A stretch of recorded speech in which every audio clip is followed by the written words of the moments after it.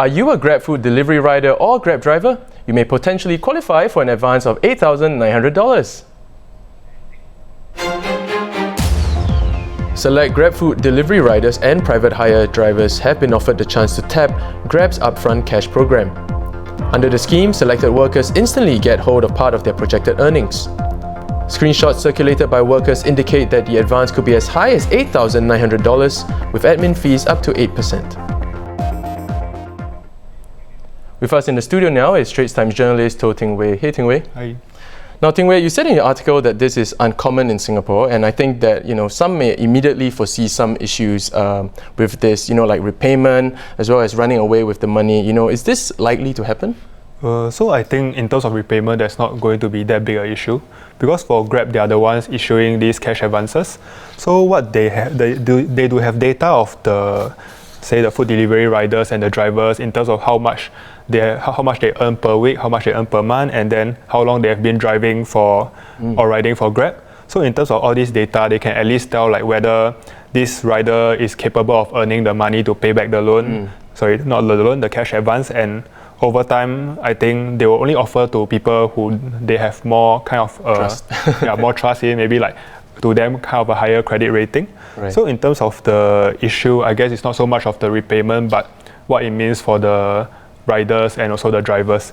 Because when you look at it, it's there's a good part to it. It gives them immediate access to cash, but there's also a bad part in the sense that once they take out the loan, they can pay over 26 weeks, but it means that over these 26 weeks, they kind of have to keep working for Grab instead of switching to other platforms. They don't have that. Yeah, I think in that sense, they are kind of contracted to kind of repay, Yeah, correct. So in a way, there are concerns that it's a way to tie the workers down to them. And also because, when you give people immediate access to cash, it's maybe there's a temptation where they can take the cash and spend it on something that they don't necessarily need at the moment, which puts them in that they otherwise might not have incurred. So there's a concern there.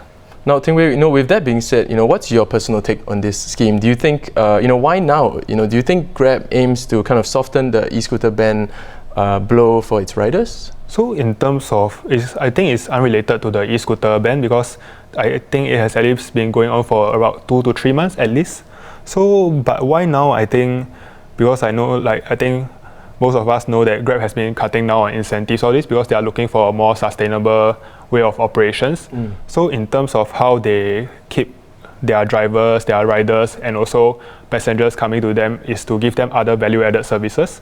So this is a way to help them position themselves as a sort of a better platform compared to their rivals, because their rivals haven't offered a similar advance scheme. I see. So for those who want to, because for some riders and drivers, maybe they work from hand to mouth or something like that, so they don't have extra cash.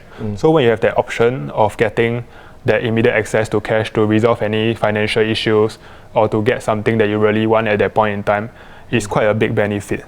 But I think beyond the good side, we also have to look at the longer term picture, because looking at it, what Grab says is they position it as a good thing, and it could really be a good thing. But if this is unregulated, because now it's not considered a loan, so if they don't need a license for it, but if it's unregulated, you are looking at maybe other companies trying to take advantage of this kind of arrangement and selling it not as a loan, and they might be able to do some exploitative policies for their workers to tie them down long term.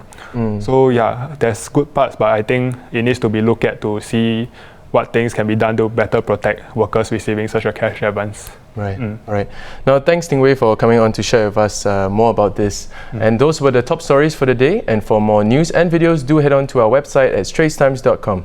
And once again, I'm Dylan. See you tomorrow for more stories on The Big Story.